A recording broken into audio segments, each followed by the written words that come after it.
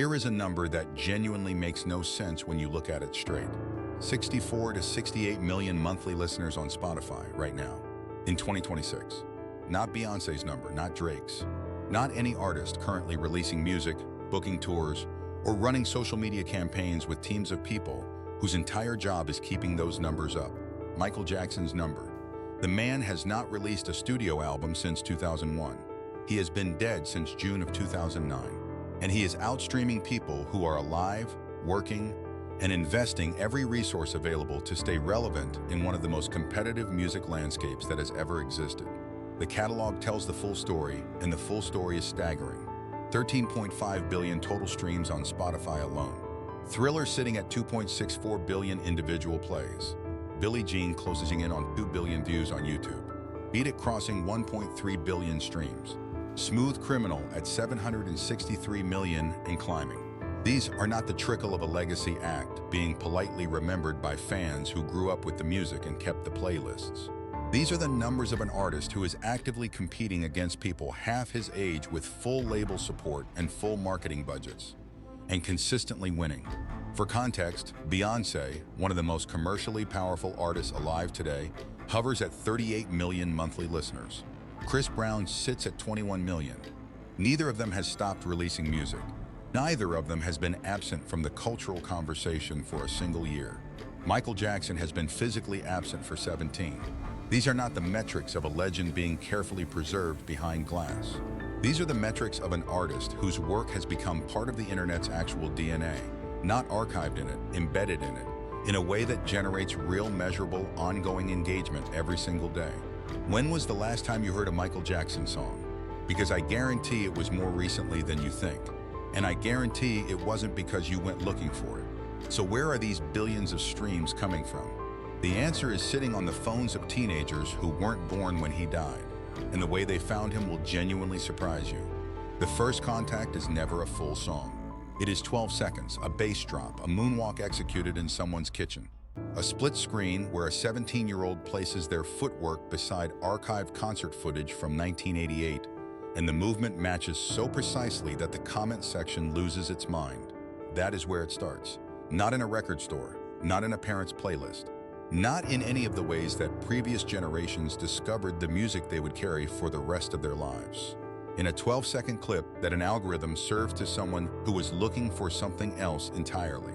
On TikTok alone, the hashtag #MichaelJackson has accumulated 1.24 billion views in the last 30 days. Not total, last 30 days. The hashtag #MichaelJacksonDance sits close behind at 720 million. The Billie Jean Challenge and Thriller Challenge have both broken 300 million, and those numbers represent only the clips that use the official hashtag. The uncounted versions multiply the real figure considerably. The mechanics are simple and they are ruthless in their efficiency. A creator pulls 15 seconds of audio from the sound library. They add their own interpretation, a moonwalk, a spin, a side-by-side with AI-restored concert footage. They post it. And then the algorithm does what it was built to do. Every duet drives the sound higher in the recommendation feed. Every stitch, every reaction, every "I tried the challenge" response from someone's bedroom sends the original clip further into the platform's distribution network. Creators who build their channels around Michael Jackson challenges have become discovery engines in their own right. Not because they're promoting the music, but because their content keeps performing. Thousands of duet responses from a single challenge video, each one reaching an audience that may never have heard the original track. And at the end of that chain, every single time, there is a teenager tapping the song title, following the link, and landing on Spotify or Apple Music to hear the full version. A teenager in 2026 is just as likely to stumble onto Michael Jackson scrolling TikTok as they are to find a new release from any currently active artist. Except nobody paid to put him there. No label bought that placement. No marketing team engineered that moment. The algorithm found him on its own, because the content kept performing. But TikTok only explains the discovery. What kept them listening for billions of streams across a catalog that is over 40 years old? That is a completely different story. Streaming platforms run on signals. Every save, every full listen, every time someone lets a song play to the end instead of skipping it. These are data points that feed into the recommendation engine and determine what gets surfaced to new listeners. Michael Jackson's catalog passes every test the algorithm gives it, every single time. High engagement rates, completion rates that outperform most current releases. Cross-genre appeal so broad that the same song shows up meaningfully in playlists that have nothing in common except quality.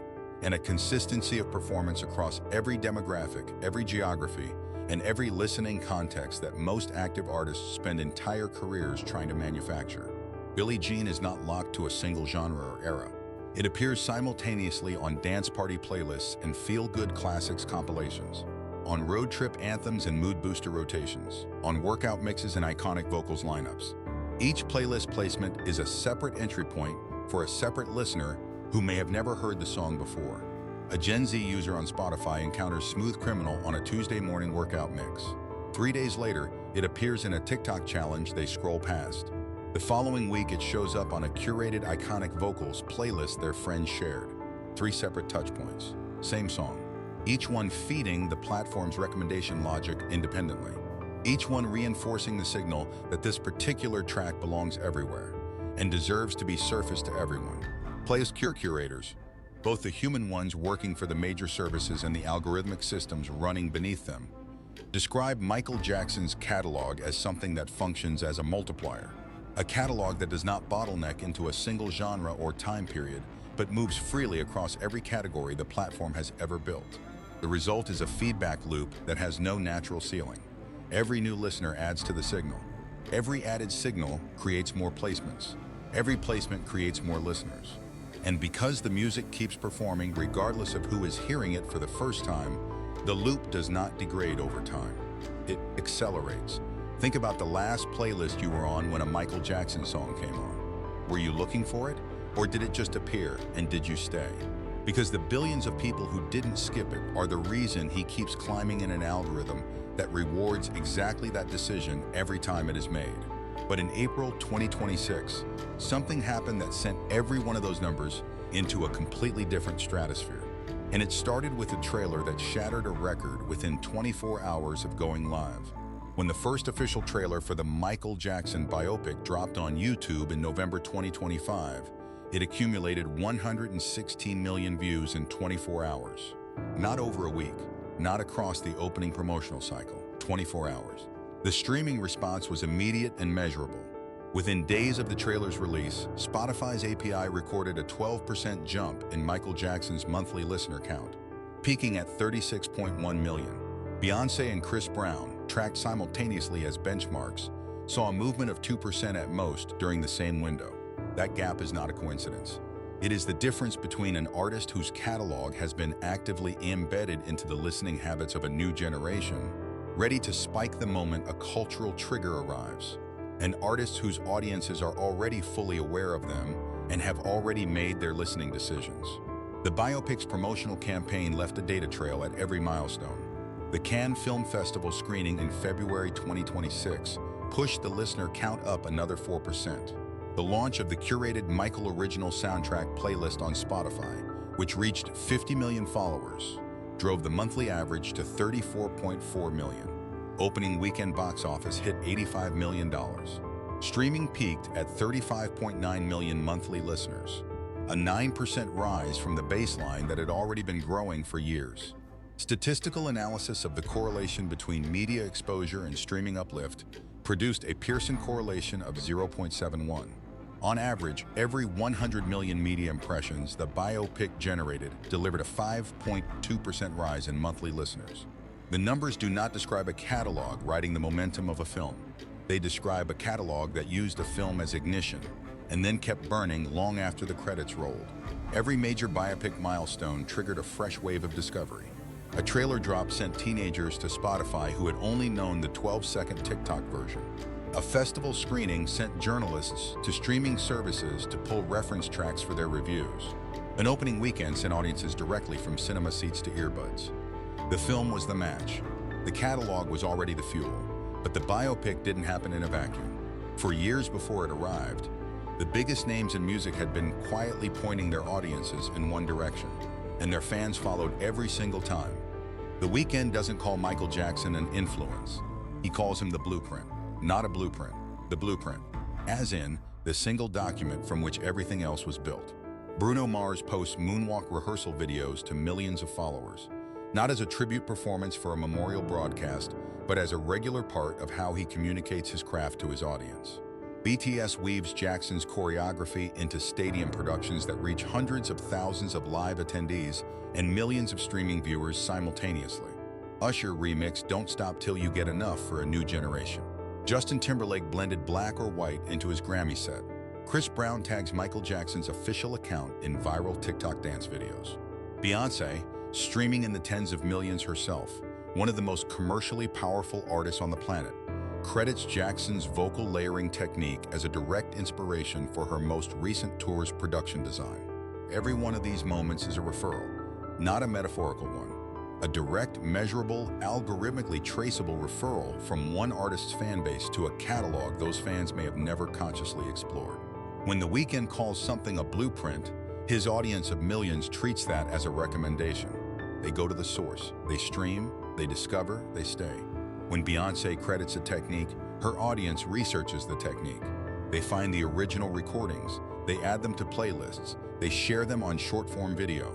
The cycle starts again. The influence chain is not abstract. It is a direct referral path that multiplies demand for Jackson's catalog every time a superstar acknowledges where they learned what they know. And what makes this different from the normal pattern of artists acknowledging influences is the consistency of it, across genres, across generations, across cultural contexts that have almost nothing else in common. Every major artist pointing in the same direction, 17 years after the person standing at that destination stopped releasing new music. If the most important artists alive are still studying him, still crediting him, still performing his choreography in stadiums in 2026, what does that tell you about what he actually was? Because most influences fade as the people they influence rise. His keep compounding with every superstar who discovers there is no substitute for going back to the source. And behind all of this, behind the TikTok challenges and the biopic and the superstar endorsements, there is a business operation running that most people have never heard about. And what it did with $600 million changed everything. In the years following Michael Jackson's death, the estate could have done what most legacy estates do: preserve, protect, license carefully, release anniversary editions on predictable schedules, and wait for the royalty checks to arrive. It chose something entirely different. The Michael Jackson estate negotiated a record-shattering partnership with Sony, a deal in which Sony acquired a 50% stake in Jackson's master catalog for $600 million, the largest transaction of its kind in the history of recorded music at the time of its execution. Prince's catalog had sold for $150 million. Whitney Houston's estate was still navigating digital upgrades years after her death. The Jackson estate moved with a speed and a precision that had no precedent in legacy music management. Sony took over global distribution and streaming rights. The estate retained tight control over branding, merchandising, and future royalties, preserving the ability to make every strategic decision about how the name, the image, and the cultural weight of Michael Jackson were used and when. The $600 million funded something that no other legacy estate had fully committed to at scale: AI-powered video restorations that brought 40-year-old concert footage into a visual quality that modern audiences raised on 4K streaming could watch without the barrier of degraded image quality, creating distance between them and the performance. High-definition audio remasters engineered specifically for the way Gen Z listeners consume music, through earbuds on streaming services, not through speakers on physical formats. Direct playlist licensing partnerships with Spotify and Apple Music that ensured the catalog was being surfaced to the right listeners at the right moment. The catalog events were timed with surgical precision to cultural moments: the biopic release, streaming milestones, anniversary dates, creating regular spikes in engagement that fed back into the algorithm's assessment of the catalog's ongoing relevance.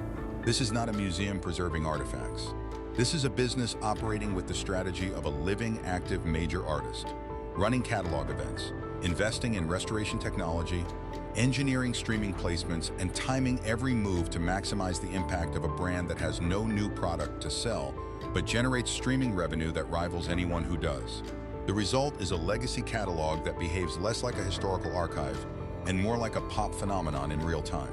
One that outperforms its rivals consistently, one that grows instead of fading. One that was built to reach an audience that wasn't alive when the music was made, and reach them anyway. But not everyone believed it. And the debate that erupted online about whether any of it was real only made the numbers climb higher.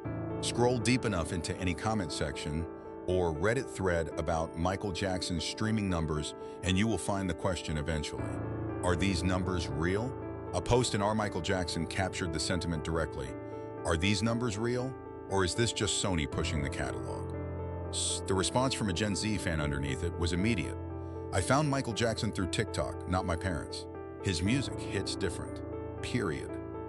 Cultural critics entered the conversation arguing that viral trends are incapable of manufacturing sustained engagement at this scale. That algorithmic boosts can inflate a single song for a news cycle, but cannot produce consistent listener growth across an entire catalog over years. That the kind of cross-platform, cross-demographic engagement Jackson's numbers represent requires genuine audience affinity, not a promotional push. But the most fascinating thing about the skepticism was not the debate it created. It was the effect that debate had on the numbers themselves. Every Reddit thread questioning whether the streams were organic sent new listeners to find out for themselves. Every comment arguing the numbers were manufactured produced first-listen reaction videos. Teenagers sitting in front of cameras hearing Billie Jean for the first time, eyes wide, mouths open, reaching immediately for the replay button. Those reaction videos became their own viral content, which sent more people to the catalog, which generated more streams, which produced more skepticism, which produced more reaction videos. The doubt became the advertisement. The questioning became the discovery mechanism. Every attempt to challenge the numbers created a new wave of first-time listeners who had been told the numbers couldn't be real, and went to check for themselves, and stayed.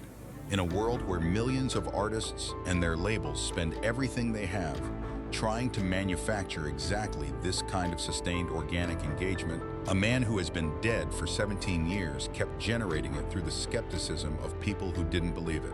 That is either the most remarkable thing that has happened in the streaming era, or the most perfect proof of what genuine greatness actually does when it encounters the right technology at the right moment. In a world where millions chase virality, Michael Jackson, gone for 17 years, outstreams icons with new albums. Gen Z isn't reviving his legacy. They are redefining it, discovering it fresh, without the weight of what anyone told them they were supposed to think about it, and deciding entirely on their own terms that it is worth their time. What does that tell you about what music actually is when it is truly great? Drop your answer in the comments below, because I think that question matters more than any streaming number ever could. The numbers were never the point. The numbers are simply evidence of something that was always going to happen the moment the right technology met the right catalog and the right generation encountered both without being told what to think about either. Gen Z did not rediscover Michael Jackson. They discovered him for the first time through 12 seconds on TikTok, without context or expectation or the weight of everything that came before, and decided entirely on their own that the music was worth billions of plays. Not because a label told them to, not because their parents played it, not because a streaming algorithm manufactured their enthusiasm, because when the bass drop hit, they felt it. The same way every generation before them felt it, and they stayed. Sometimes art does not need a living artist to keep growing. Sometimes it just needs an audience willing to listen without being told to. And if you want to understand everything about the man behind the music, the full story of who Michael Jackson actually was and why the world still can't let go, make sure you check out our video on why Joffer Jackson was the only person on earth who could play him. That story is right here on The Untold Story. Subscribe and hit the bell so you never miss a story that deserves to be told.